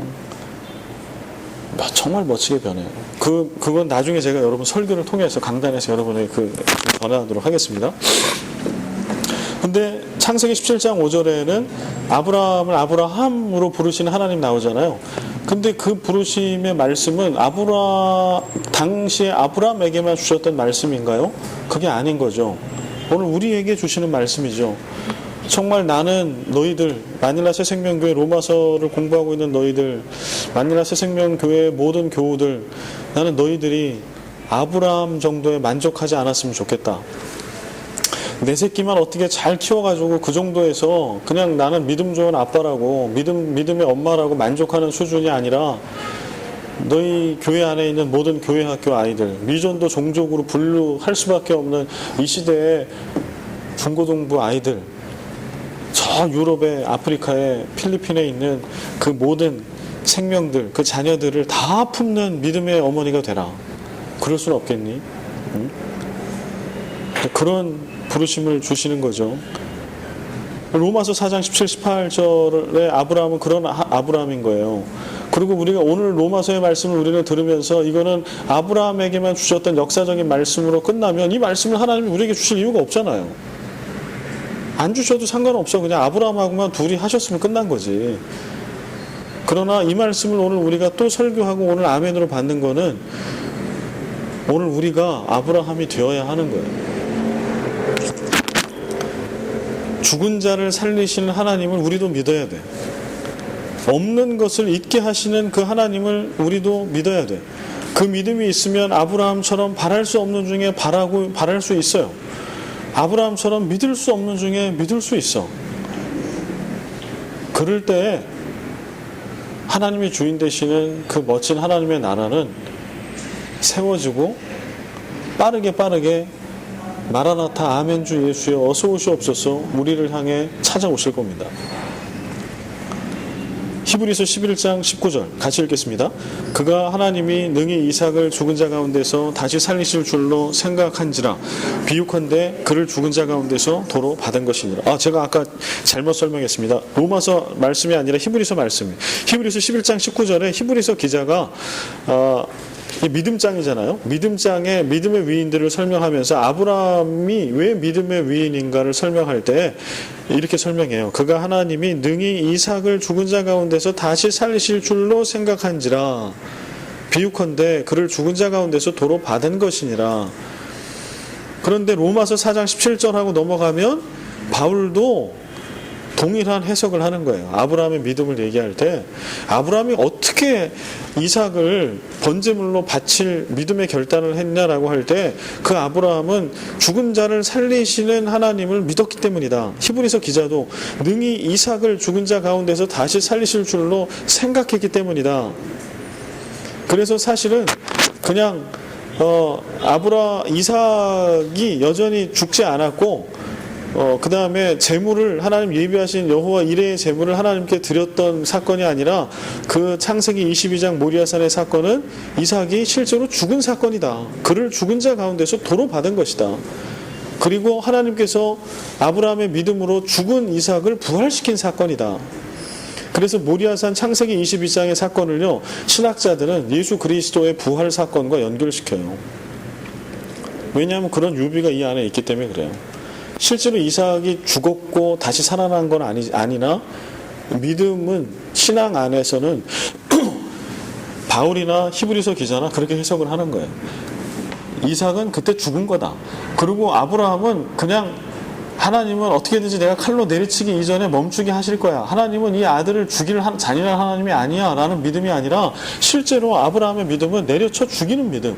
그럴지라도 하나님은 살리시는 하나님, 없는 중에 만드시는 하나님, 그게 아브라함의 믿음이기 때문에 이삭은 그때 죽은 거다. 그리고 그 이삭은 아브라함의 믿음 가운데 부활한 거다. 그렇기 때문에 그게 복음서에 넘어와서 십자가에 죽은 예수 그리스도, 부활하신 예수 그리스도와 연결이 되는 거예요.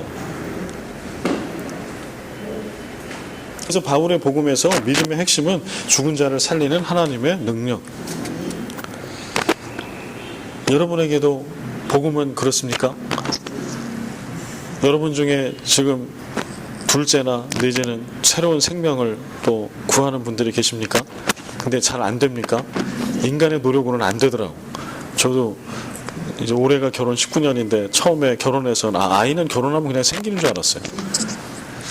그리고 한 1년 정도 피임을 하고 이제 그 다음에 우리 아이를 갖자고 한 건데 아이가 바로 생기질 않더라고요. 그래서 이러다가 못 가질 수도 있겠다. 그리고 그런 분들이 아이가 잘 안 생겨요. 인공적으로 피임을 하고 나중에 이제 직장 생활 다 하고 뭐 학위도 끝났고 이제 아이 가져야지 이런데 아이가 안 생겨서 막 10년 막 이렇게 고생하신 분들도 계시거든요. 그런데 이제 어느 날 저희 세빈이 이제 큰애 가질 때 아파트에 살았는데 그 느낌이 있잖아요. 아이를 위해서 계속 기도하고 있었으니까 아이가 생긴 것 같은 거예요. 근데 이제 제가 기도를 했죠. 하나님, 내가 아는 하나님 재미없는 하나님 아닌 거 압니다. 그거 임신 테스트기로 하면 나옵니다. 저도 그거 알지만 그거 안 하고 확신을 주십시오. 제가 그렇게 기도를 했어요. 그래서 아침에 딱 이렇게 그때는 그 LG전자 다닐 때니까 출근을 딱 하는데 그 기도를 이제 속으로 하는 거예요. 하나님, 재미없는 하나님 아닌가 압니다. 테스트기 안 하겠습니다. 확신을 주십시오. 이러고 딱 가고 있는데 그 속으로 그게 딱 끝나자마자 이제 여기 아파트 상가가 쭉 상가를 지나가는 거예요. 여기 지나가면 전철역을 가는데 그 과일 파는 집에 파는 아줌마가 임신 뭐 이렇게 그 아줌마가 배가 막 만삭이 돼가지고 그러고 그러니까 뭐 우연이겠죠. 그냥 그 아줌마가 그냥 애를 뱉지 뭐 제가 기도했다고 갑자기 없는 배가 갑자기 나오진 않을 거 아니에요. 그런데 그걸 끝나자마자 딱 보니까 배가 그래서 그 라인에 그 상가에 3명을 봤어요. 상가 그 하는 분과 물건 사러 오신 분, 뭐 이런 분들이 임산부를 그 짧은 그 상가를 지나는데 3명을 보여주시더라고요. 그래서 아멘. 주님, 이 정도면 됐습니다. 우리끼리 뭐 더 얘기 안 해도 됩니다. 그리고 나중에 이제 그 아내가 했어요. 이제 테스트기를. 이게 이제 확실히 임신 2줄로 딱 나오더라고요. 그래서 하나님 감사합니다. 이렇게 하고 첫째가 지금 제가 대학을 갔습니다. 필리핀에 와서.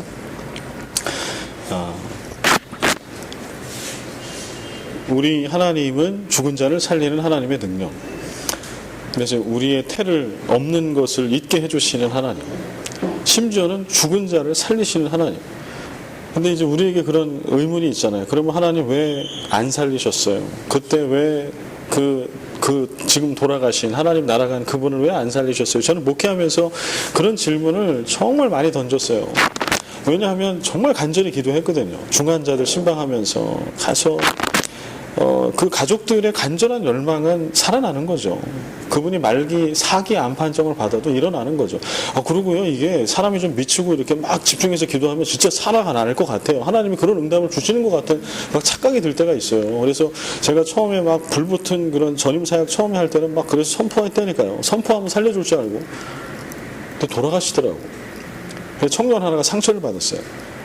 40대 초반의 아버지인데 청년부 나이 어린 청년들을 할 때 제가 신방 전임을 할 때인데 이분이 이제 암 판정을 받았는데 2기인가 아니 3기인가 뭐 이랬는데요. 기도를 하고 신방하는데 하나님이 살려주실 것 같은 확신이 드는 거예요. 그래서 얘야 너 기도해라. 하나님이 살려주셔. 막 기적을 선포하고. 그런데 뭐 너무 빨리 가셨어. 너무 빨리. 그러고서는 진짜 몇 주 안 돼가지고 입원해서 몇 주 안 돼서 이게 젊은 분이다 보니까 급속하게 막 쫙 퍼져가지고 돌아가셨어요. 근데 이제 그 장례식을 가고 이제 나중에 예배를 오는 이 아이를 보고서 해줄 얘기가 없는 거예요. 왜냐면 저도 살려주실 줄 알았거든. 그러니까 이런 것을 목회를 하면서도 많이 경험을 했어요. 그러고선 이제 지금 제가 제 나름대로 말씀과 복음을 정리한 것은 뭐냐면 하나님은 죽은 예수도 죽은 이삭도 죽은 누구도 다시 살려주실 능력이 있어요. 하나님은. 그러나 매번 보편적으로 하나님은 그렇게 역사하지 않았어요. 역사하실 때도 있어요. 죽은 자를 살리시는 역사도 있어요. 그러나 영원히 살지 않게 하시는 역사는 예수 이후에 어떤 인간에게도 하신 적이 일단 없고, 그 다음에 오늘 죽었던 자가 다시 살아나는 거, 말기 암 환자가 살아나게 하는 거는 하나님께서 정말 선별적으로 하나님의 필요와 계획에 따라서 그렇게 사용하세요. 그러니까 그걸 우리가 막 떼쓴다고 하나님 주지 않으세요. 그런데 주세요, 그거를. 그래서 저는 이제 그 다음에 제 기도는 그렇게 바뀌어요. 정말 열정적으로 뜨겁게 기도해요. 믿음으로. 이분이 오늘 내일 해요. 병원에서 한 달도 안 남았다고 얘기해도 저는 나을 것을 기도해요. 그리고 가족들에게 설명을 해줘요. 말씀을 전하면서 집사님, 성도님, 지금 의사 선생님한테 얘기 들으셨죠? 지금 상태는 한 달을 의학적으로 넘기지 못할 겁니다. 그리고 제가 많은 분들을 이렇게 신방하고 했는데요. 의사 선생님 말씀은 거의 맞습니다. 그러면 한 달 안에 분명히 하나님이 성도님을 부르실 겁니다. 준비하십시오. 그러나 저는 제 안에는 확신이 있습니다. 어떤 확신이 있냐면 우리 하나님은 사망 권세를 이기시는 능력이 있습니다. 예수님은 그렇게 죽으셨다가 부활하셨습니다. 그리고 성경에는 그렇게 죽었다 살아난 이야기가 있습니다. 그래서 그 하나님이 오늘 지금 여기 계신 분을 살리시기로 작정하시면 말기 4기가 아니라 오늘 죽은 분도 살리실 수 있다고. 난 그걸 믿는다고. 그거를 기도할 겁니다. 그러나 그 의지와 결단은 하나님께 있습니다. 그래서 우리는 하나님께 맡겨야 됩니다. 그렇게 기도해 주십시오. 하나님 기적을 베풀어 주십시오. 그러나 하나님의 뜻에 따르겠습니다. 하나님의 뜻에 순종하겠습니다. 여기까지가 오늘 내 남편 내지는 지금 여기 누워 계시는 나의 생명의 마지막이라면 하나님 제가 순명하겠습니다. 하나님 이 땅의 마지막 생명에 내가 해야 될 마지막 일이 무엇인지 알려주십시오. 임종을 혹시 하나님이 아마 거의 대부분 그냥 상식적으로 하나님 데려가실 겁니다. 준비하십시오. 그러나 기적을 포기하지 마십시오. 그렇게 기도를 하고 신방을 계속하죠. 그리고 저는 계속해서 그 균형을 가지고 기도하고, 그래서 오랫동안 막 한 달 남았다고 그랬는데 몇 년을 사신 분도 계시고요. 그러나 대부분은 그 안에 가시더라고요. 그래서 생명은 하나님께 진짜 있구나. 근데 우리가 잘 못하는 거는요, 오늘 우리가 하나님의 뜻을 벗어나서 기적을 구하면 맹목적으로 신앙이 좋은 게 아니에요. 내가 하나님 되려고 하는 거예요. 우리는 막 그렇게 해서 생명이 연장되고 살아나면 그거를 능력 있다고 생각해. 저는 그렇게 생각하지 않아요. 제 목회 가운데 경험한 걸 보면 하나님은 언제나 이때 하나님이나 로마서의 하나님이나 앞으로의 하나님도 죽은 자를 살리실 수 있는 능력이 차고 넘치게 있어요. 없는 걸 있게 하실 수 있는 하나님이시거든요.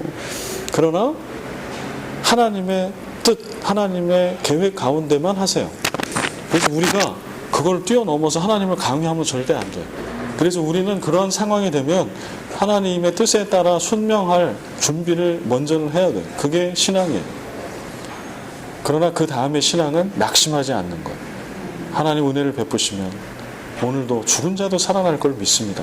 하나님, 그 은혜가 오늘 나에게 임하면 안 되겠습니까? 하나님, 오늘 내 인생의 계획에 주님 저를 사용하여 주시면 안 되겠습니까? 내 남편과 내 어머니와 내 누이와 하나님 기적을 주십시오. 그게 정말 신앙이고 복음이죠. 그래서 여러분 이거를 어디까지 좀 받아들여 주실지 모르겠으나 그렇게 여러분들 기도해 보십시오. 17절 복음에는 하나님의 같이 읽겠습니다. 17절 시작. 복음에는 하나님의 의가 나타나서 믿음으로 믿음에 이르게 하나니 기록된 바 오직 의인은 믿음으로 말미암아 살리라 함과 같으니라. 여기에 이제 믿음으로 믿음에 이르게 하나니, 이게 좀 어려워요. 그죠? 의미가 무슨 말인지 알 것 같으면서도 이게 뭔 말이지? 믿음으로 믿음에 이르게 한다는 게, 이걸 좀 풀어서 설명을 해보면 영어로는 from faith to faith예요.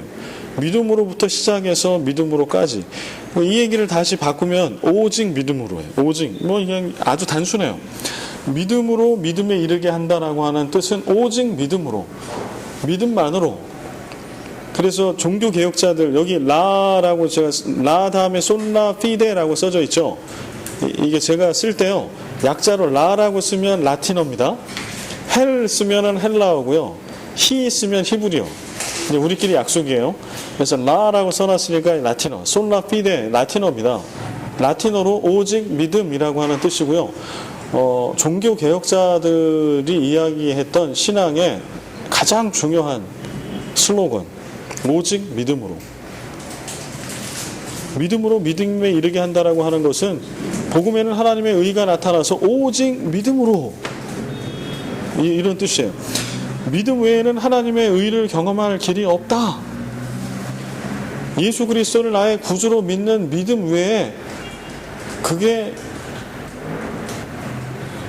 정말 거룩하게 보이는 어떠한 신앙적인 행위라 할지라도, 교회의 전통이라 할지라도 예수 그리스도를 나의 구주로 믿는 믿음 외에 다른 어떤 것도 하나님이 우리를 너 의롭다, 너 옳다 라고 말씀해 주실 근거가 될 수 있는 것은 없습니다. 믿음 하나면 충분합니다. 복음 하나면 충분합니다. 다른 것은 필요 없습니다. 이런 뜻이죠. 여기서 의롭게, 그 다음에 예수 그리스도께서 부활하신 것은 바로 하나님께서 믿는 자들의 믿음을 보시고 의롭다 하심을 위해서입니다. 그러니까 예수 그리스도의 부활은 바로 이걸 위해서 부활하신 거예요. 이께서 부활하신 것은 바로 하나님께서 믿는 자들의 믿음을 보시고 의롭다 하심을 위해서 그리스도는 부활하셨어요. 로마서 4장 25절 같이 읽겠습니다. 예수는 우리가 범죄한 것 때문에 내줌이 되고 또한 우리를 의롭다 하시기 위하여 살아나셨느니라. 우리를 의롭다 하시기 위하여 어떻게 하셨다고요? 살아나셨느니라. 우리를 의롭다 하시기 위하여 부활하셨다. 예수님의 부활의 목적은 우리를 의롭다 해 주시기 위하심. 그러면 의롭다 함, 이게 칭의예요. 칭의. 저는 칭의라고 하는 단어를 잘 안 쓰려고 하는데, 왜냐하면 이거 한자어잖아요. 근데 이거를 이제 칭의, 성화, 저는 이런 단어를 별로 이렇게 선호하진 않아요. 왜냐하면 이게 한자어이기 때문에 오히려 좀 이거를 우리말로 풀어서 바꿔주는 게 마음에 와닿으니까. 그러면은 칭의는 의롭다 하심, 이게 칭의예요. 의롭다 함, 이게 칭의죠. 의롭다 일컫다, 이거잖아요. 칭의가. 의롭다 하다, 칭의라고 하는 건 무슨 뜻이냐? 헬이라고 썼으니까 헬라어죠. 디카이오오라고 하는 헬라어인데요. 디카이오오는 1인칭 단수 현재, 내가 의롭다 하다라고 하는 뜻입니다. 내가 의롭게 하다. 1인칭 단수 현재고요. 내가 의롭게 하다. 이 단어는 의롭다는 것을 증명한다는 뜻이 아니다. 의롭다는 걸 증명한다는 뜻이 아니고요. 단지 의롭다라고 간주한다. 그렇게 단정한다 라고 하는 뜻이에요. 예수는 우리가 범죄한 것 때문에 내줌이 되고, 또한 우리를 의롭다 하시기 위하여, 우리를 디카이오오 하시게 하기 위해서 부활하셨다, 다시 살아나셨다라고 할 때, 여기 디카이오오, 칭의, 의롭다 하다, 의롭게 하다라고 하는 뜻은 우리를 의로운 존재로 만드신다라고 하는 뜻이 아닌 거예요. 그래서 우리가 예수를 믿어도 우리의 존재가 바뀌지 않잖아요. 그러니까 의롭게 한다라고 하는 뜻은 우리의 존재를 하나님이 의로운 존재로 만드신다는 게 아니고, 여전히 죄인이에요. 여전히 자격 없어요. 여전히 바울이 고백하잖아요. 나는 죄인 중에 괴수였다가 아니라 나는 죄인 중에 괴수니라. 지금 다메섹 도상에 부활하신 예수 만나고 이방인 사도가 돼서 목숨을 걸고 그렇게 선교를 했고, 지금 이런 로마서를 쓰는 사도 바울이 나는 지금 죄인 중에 괴수다. 그러니까 예수를 믿고 의롭다함을 받는다라고 하는 의미는 존재가, 하나님이 우리를 의로운 존재, 티 없는 존재로 만들어 주신다라고 하는 게 아니고, 여전히 부족해. 그러나 너 죄 없어. 너 티 없어. 나는 그렇게 여긴다. 너는 무죄야 라고 나는 여겨. 너 죄가 있고 너는 살인자고 뭐 다 갖고 있어. 아무 상관없어. 재판장이 되시고 심판주가 되시는 주님께서 너 죄 없다라고 나는 판정하는 거야. 너 흠이 없는 자야 라고 나는 여길 거야. 이 뜻이라고 하는 겁니다. 그 죄인을 선한 사람으로 만든다는 뜻이 아니다. 그 죄인이 전혀 죄인이 아니었던 것 같이 여기신다는 뜻이다. 나는 네가 죄인이라고 하는 것을 기억하지 않기로 오늘 이 시점부터 그렇게 선언한다, 선포한다. 그리고 실제로 하나님은 그렇게 우리를 여기시죠. 죄를 지어본 적이 없는 자처럼 우리를 받아주세요. 예수 그리스도의 십자가의 보혈로, 그 믿음으로 그렇게 받아주세요. 그래서 이제 여기서 또 2단 3단이 나오잖아요. 그럼 예수 믿고 뭐 의롭다 하시면 받아서 구원 받았으니까 죄 져도 되네요, 살인해도 되네요, 뭐 이제 이런 의구심이 생기잖아요. 그러나 구원받은 성도, 아까 말씀드렸잖아요. 신앙은 하나님의 은총, 부르심과 우리의 응답, 이것이 하나의 세트로 되어 있어요. 하나님이 우리를 십자가의 사랑으로 끊임없이 우리를 부르세요. 그 은총으로. 그럴 때 우리는 어떻게 해야 돼요? 끊임없이 그 부르심에 응답해야 돼요. 그 응답은 어떤 거예요? 의롭다함을 입은 자의 거룩한 삶을 우리가 살아내는 거예요. 능력 있는 삶을 살아내는 거. 그런데 그 살아낸다라고 하는 거는 겉으로 표면적인 거룩함을 유지하는 바리새인들이 했던, 내지는 구약의 이스라엘 백성들이 했던 그런 율법의 조항들을 지켜내가는 거룩함이 아니라 복음의 능력을 살아내는 거룩함. 복음이 유일한 우리 삶의 능력이 되게 살아내는 것. 그렇게 자녀들을 가르치는 것. 그렇게 우리의 가정이 새로워지는 것. 교회가 그렇게 세워지는 것. 그 거룩함. 그렇게 우리가 살아내는 것. 그게 우리의 응답. 그 다음에 헬라어 디카이오 쉬네, 이거는 명사입니다. 디카이오가 동사라면 디카이오 쉬네는 명사예요. 의라고 하는 뜻인데요. 이 디카이오 쉬네, 의라고 하는 뜻은 어떤 뜻인가 하니 하나님과의 올바른 관계를 얘기해요. 하나님과의 올바른 관계. 의인이라고 얘기할 때 의인은 죄가 없는 사람, 흠 없는 사람이라고 하는 뜻이 아니라 하나님과 바른 관계에 있는 사람.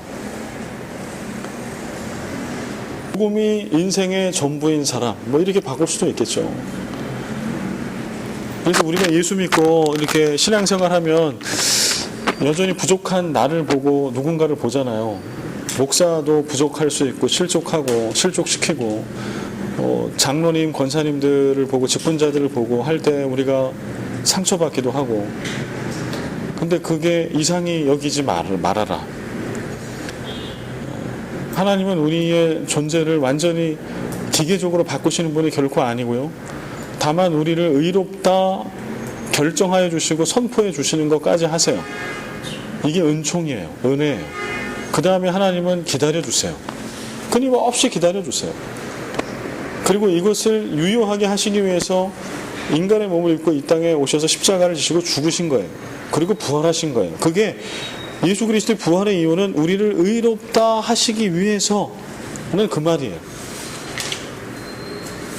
그래서 우리가 할 일은 끊임없이 십자가와 복음 앞에 이렇게 나와서 말씀을 공부하고 연구하고 상고하고 하나님 앞에 의롭다함을 받은 성도로 우리가 어떻게 살아야 하는지, 오늘 어떻게 예수를 믿어야 하는지, 어떻게 내 아이의 엄마가 돼야 되고 아빠가 돼야 되고 어떤 우리 교회가 돼야 되고, 이런 질문을 끊임없이 던지면서 예수 그리스도를 닮아가는 그 성숙한 믿음의 분량에까지 끊임없이 우리가 성숙해 가는 거죠. 이거를 성화 이렇게 얘기를 하죠. 이거는 죽을 때까지 그런 과정을 거쳐야 하는 거죠. 하박국 2장 4절 같이 읽겠습니다. 시작.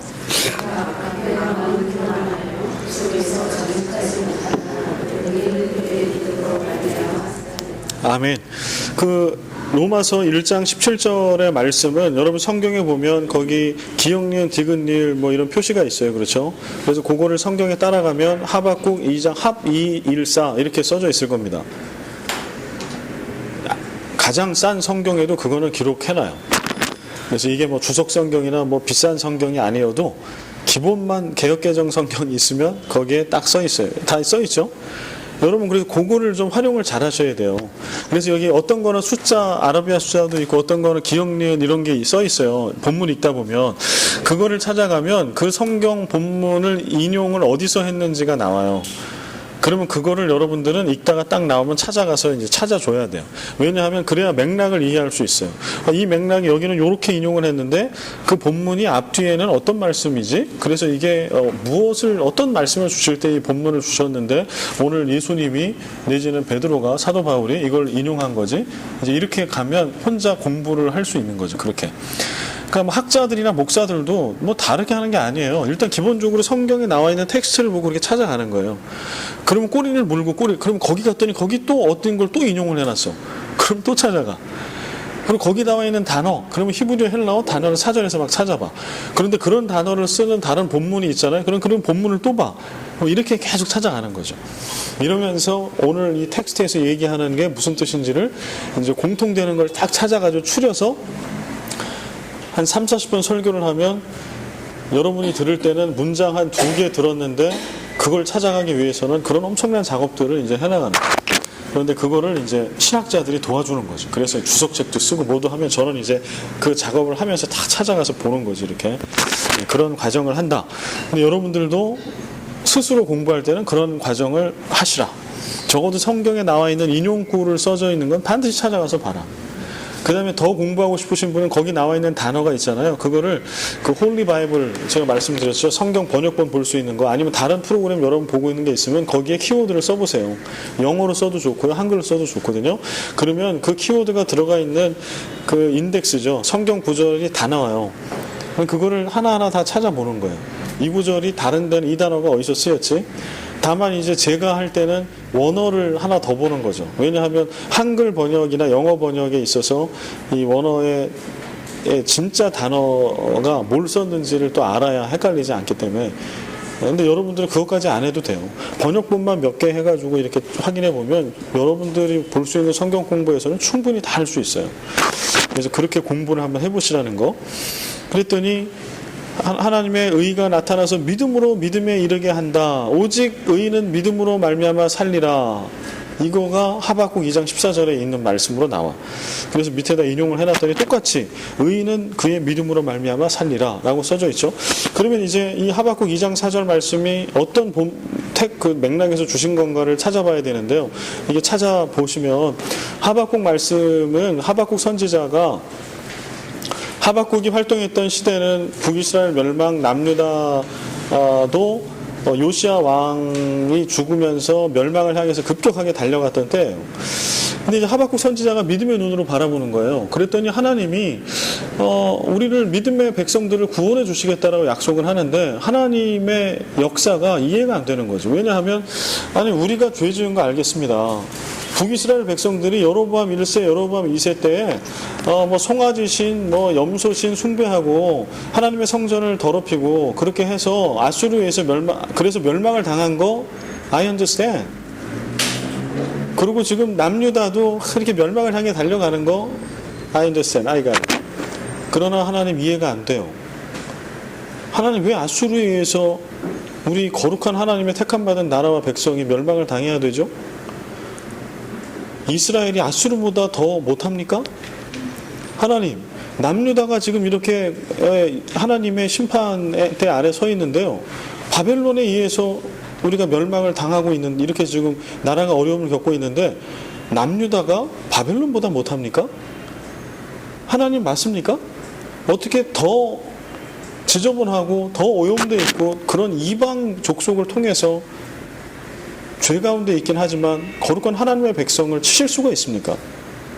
하나님 그들은 언제 멸망시키실 겁니까? 이게 이제 하박국 선지자의 질문. 그게 하박국서의 내용이에요. 오늘 2장 4절 앞에 있는 내용은 하박국 선지자가 1장 내내 그거를 하나님께 따지는 거예요. 하나님 죄로 인하여 멸망을 당하는 거 알겠으나 왜 아수르입니까? 왜 바벨론입니까? 그건 아니지 않습니까? 라고 할 때 하나님이 2장에 들어서 이제 하나님이 응답을 하시죠. 응답을 하시는 거 하나가 그 말씀 중에 하나예요. 이게 하박국 2장 4절. 보라 그의 마음은 교만하여 그 속에서 정직하지 못하나. 이거는 이스라엘 백성 플러스 이방 민족 다 얘기하는 거예요. 일단은 북이스라엘 남유다 백성들을 바라봐. 그들이 예배를 드렸지. 그들이 수많은 재물을 가지고 성전에서 나한테 예배 드린다라고 그런 예배 행위, 신앙 행위를 했지. 그러나 그들의 내면을 나는 본다. 율법적인 행위, 신앙의 행위, 종교 행위는 있을지 모르나 그들의 마음은 교만해. 정직하지 못해. 왜냐하면 내가 예배 드렸으니까, 제사 드렸으니까 내 죄는 없어져야 하고, 내가 이렇게 많은 예배를 드리고 내 신앙생활에 이런 종교적인 것들, 헌신 이런 게 있으니까 하나님 이 나라는 지켜줘야 된다고. 이거는 교만이야. 이건 정직하지 못한 거야. 왜냐하면 진심을 하나님 앞에도 속이고 포장한 거기 때문에. 예배의 목적, 예물의 목적이 딴 데 있었는데 그거 아닌 것처럼 포장했다라는 거예요.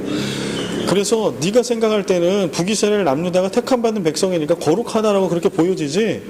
그런데 내가 볼 때는 아니야. 교만해. 구원은 나에게만 있어. 그리고 겉으로 보는 거 아니야. 나는 중심을 봐. 너희의 중심을 봐봐라. 너희의 중심은 포장되어 있지 않냐. 너희의 예배의 목적이 어디 있었니? 수많은 물질에 있지 않았냐? 더 높은 자리에 있지 않았냐? 그 다음에 이방 민족들을 향해서 동일한 말씀. 아수르와 바벨론을 봐라. 교만이 땅을 친다. 나도 그거 안다라는 거. 나도 알아. 그들의 부정직함, 불의함 나도 알아. 그래서 그들을 내가 멸할 건데 나의 기준은 뭐냐 하면 나의 기준. 그래서 북이스라엘 남유다를 내가 멸망시키겠다고 했지. 그리고 아수르 바벨론 멸망할 거야. 그거를 너희들이 확실히 알 수 있는데 내 기준이 뭔가를 너희들에게 얘기해 줄 거야. 한번 봐라. 근데 기준이 뭐예요? 의인은 그의 믿음으로 말미암아 살리라. 내가 바라보는 기준은 믿음이야. 믿음. 정말 그들이 북이스라엘과 남유다의 겉으로만 보여지는 수많은 예배와 제사를 드렸던 그들이 정말 나를 죽은 자도 살리는 하나님으로, 없는 것도 있게 하시는 하나님으로, 외양간에 소가 없고 포도나무에 열매가 없고 아무것도 없을지라도 그 하나님은 나의 하나님이라고, 나의 아버지라고, 모든 주권을 그렇게 올려드리는 그 하나님으로 진짜 믿나? 그 믿음이 있냐 없냐? 나는 그걸 본다. 근데 아수르 바벨론은 이방인들이잖아요. 그 믿음이 있어 없어요? 없죠. 100% 멸망이죠. 니네들이 지금 볼 때는 막 너희들을 막 이렇게 억압하고 주인 노릇하고 역사의 주인인 것처럼 보여지지만 믿음이 없으면 다 쓸어버릴 거다. 그런데 어디도 해당된다고? 하나님이 택함 받았다라고 그렇게 교만했던 북이스라엘과 남유다도 동일하다. 믿음이 없으면. 그러면 오늘 이것은 우리에게도 적용이 되겠죠. 하박국 선지자에게 이 말씀을 주셨을 때 북이스라엘 남유다가 하나님을 안 믿었느냐? 믿었어요. 여러분 17권의 예언서, 소선지서 이렇게 쭉 보면은요, 그 멸망을 향해 북이스라엘 멸망을 향해 달려갔던 여로보암 2세 때 가장 부유했던 때, 재물이 가장 많았던 때. 그러니까 그들이 부유하고 강성했기 때문에 예배와 제사를 멸시한 게 아니라 재물이 많으니까 더 많은 재물을 가지고 예배를 드렸어요. 횟수나 양적 질적인 면에 있어서. 그런데 하나님께서는 믿음이 없다라고 얘기하는 거예요. 나는 믿음만을 보겠다라고. 나는 솔라 피데, 오직 믿음으로만 너희를 볼 거다. 근데 그 믿음은 어떤 믿음이에요? 겉으로 드러나는 믿음이 아닌 거예요. 성전 몇 개 세웠니? 예배 몇 번 드렸니? 헌금 얼마 했니? 이거가 아니고 너희들이 믿는 하나님, 그 하나님, 하나님 된 나를 진짜로 믿냐? 그래서 아브라함 100세에 얻은 아들 내리칠 수 있니? 그래서 오늘 너희들한테 아무것도 없어. 하박국에 나와 있는 것처럼 소유가 아무것도 없어. 전쟁 때문에. 그래도 하나님은 내 삶의 주인, 없는 것을 있게 하신 하나님. 그래서 나 하나님 믿어요. 하나님 믿습니다. 하나님, 내가 아수르와 바벨론에 의해서 나라를 뺏긴 거 지금요, 이렇게 아수르로 바벨론으로 포로로 갈지라도 하나님 믿어요. 하나님이 우리를 구원하여 주실 줄로 믿어요. 내 때가 아니더라도요, 70년 포로 생활하고, 예레미야서에 보면 70년이 지난 다음에 이스라엘 땅으로 돌아오게 하리라고 예레미야에게 예언의 말씀을 주시잖아요. 그러면 70년 동안 포로 생활할 때에 한 명도 안 죽고 다 그 예언을 받은 사람은 다 돌아왔을까요? 그렇지 않았겠죠. 얼마나 많은 사람들이, 그 말씀을 믿었던 사람들, 들었던 사람들이 바벨론 땅에서 죽었을까요? 아수르 땅에서 죽었을까요? 그런데 그 중에는 죽는 그 순간에도 하나님은 아브라함이 믿은 그 하나님, 이삭의 하나님, 야곱의 하나님이기 때문에 나는 지금 고향 땅에 돌아가지 못하고 이방 땅에서 죽을지라도 하나님은 내 후손들은 반드시 구원하실 거야. 하나님 믿습니다. 하나님 그렇게 해주실 거죠. 하나님 그때 다시는 북이스라엘과 우리 남유다, 우리 민족이 지은 그런 죄를 다시는 짓지 않게 하십시오. 하나님, 아수르, 바벨론 같은 이런 말도 안 되는, 하나님을 믿지 않는 그런 나라들에게 멸망을 당하는 수치는 다시 당하지 않게 해주십시오. 그런 새로운 나라를 하나님 세워주십시오. 누군가는 자기가 죽기 전에 회복되는 것을 못 보고 죽을 때 이런 기도를 드린 분도 있겠죠. 그러나 누군가는 하나님을 저주하며 죽었을 수도 있어요. 하나님 구원하신다며요. 하나님 왜 납니까? 왜냐하면 이스라엘 땅에 남겨져 있는 사람들도 있었거든요. 똑똑하고 잘난 사람은 다 포로로 갔으니까 하나님 납니까? 이 얘기는 사실은 하나님 왜 나를 이렇게 똑똑하게 나셨어요? 뭐 이런 거와 똑같은 건데, 그런 사람도 있었을 거예요. 하나님 왜 납니까? 좀 남겨주지. 나도 잘할 수 있는데 거기서. 그리고 나중에 믿음을 버린 사람도 있겠죠. 하나님 70년 이상을 이렇게 우리를 방치하는 하나님은, 적어도 내가 믿는 하나님은 그런 하나님은 없습니다. 이렇게 얘기할 수 있어요. 근데 하박국 선지자가 그 하박국서에 고백하는, 또 스바냐 3장 17절 스바냐 선지자가 고백하는 하나님은 그런 거예요. 아무것도 없어도 하나님은 나의 하나님인 거 내가 믿어요. 그 믿음으로 하나님은 나를 구원하시고 우리 민족을 구원하실 거 믿습니다. 그러나 그 믿음이 없으면 아무리 강성한 이방 나라도, 하나님이 택함 받았다라고 교만하게 있었던 북이스라엘과 남유다도 멸망을 당할 겁니다. 이 얘기하는 거예요. 그러니까 바울에게 있어서 이 복음, 또 그 복음을 믿는다라고 하는 믿음은 얼마나 소중한 것인가요? 우리가 교회에서 하는 모든 신앙의 행위와 내용이 아무리 많이 있을지라도 제일 중요한 거는 복음, 제일 중요한 거는 믿음. 그거 하나를 우리가 어떻게 잘해 나갈까가 교회의 가장 주된 활동이 돼야 돼요. 원포인트 미니스트리의 원포인트가 돼야 돼요. 아이들 교육에 딱 그거예요. 복음, 믿음. 우리 아이들에게 복음이 있나? 그 복음을 아이들이 믿나? 믿음의 삶을 사나? 나에게 있나? 뭐 그거예요. 교회 학교 교육은 그거를 전수해 주는 거죠. 그게 좀 효과적으로 우리 교회 학교 가운데 있어? 영유아부, 부장님이 계시지만, 그리고 그렇게 하기 위한 가장 올바른 영유아부의 예배, 교육 커리큘럼, 예배의 모습, 우리가 추구할 비전, 교사됨의 자격, 그건 뭘까? 그거 찾아가는 거죠. 유치부도 마찬가지, 다 마찬가지. 그래서 바울이 지금 뭐 1장 내내, 16장 내내 바울이 얘기하는 건 그거 얘기해요. 복음, 믿음, 너에게 있냐? 진짜 있냐? 그래서 여러분 이제 반복돼서 중요한 건 계속 반복되거든요. 다른 성경 구절을 통해서. 그럴 때 여러분에게 계속해서 좀 물어보시기를 바랍니다. 오늘 거는 못했는데요. 아무튼 다음 주에 또 하도록 하겠습니다. 그리고 이제 진행을 해보니까요. 이게 1시간 반 안에 쉽지가 않아요. 그래서 일단 구역장 양육 모임 가서 제가 오늘 좀 양해를 구하려고 하고요. 그래서 구역장 양육 모임 자체를 좀 11시 반으로 모이는 시간을 이렇게 하고 우리는 여튼 11시부터 11시 반 사이에 끝나게 그래서 좀 여유를 약간 두고서 인터벌을 그러면 오늘도 이제 뭐 좀 나눔을 하나 할 수 있는데 지금 이 상태는 기다리고 계시니까 나눔을 할 수가 없어요. 그래서 1시간 반은 제가 해보니까 불가능한 시간인 것 같습니다. 그래서 여러분 중에 혹시 이 11시 반에 끝나면 아이들 픽업하거나 도저히 불가능해. 그런 분들은 여튼 그 뒷부분에다가 나눔이나 이런 걸 넣을게요. 그러니까 내용은 안에 다 들으실 수 있게 하고 그러면 어쩔 수 없는 분들은 이렇게 일찍 좀 이렇게 가셔도 그러니까 되도록이면 11시까지 맞출 건데요. 해보니까 이렇게 약간씩 뒤로 가요. 그래서 좀 여유 있게 하려고 그렇게 생각을 하고 있습니다. 오늘도 나눔을 하고 싶었는데 또 못했는데요. 다음 주는 꼭 한번 해보도록 나눔을 이렇게. 그래서 이번 주에 여러분들이 좀 고민하고 나눔을 좀 생각해 보실 거는 아까 처음에 말씀드린 것처럼 지난주에 들었던 설교 말씀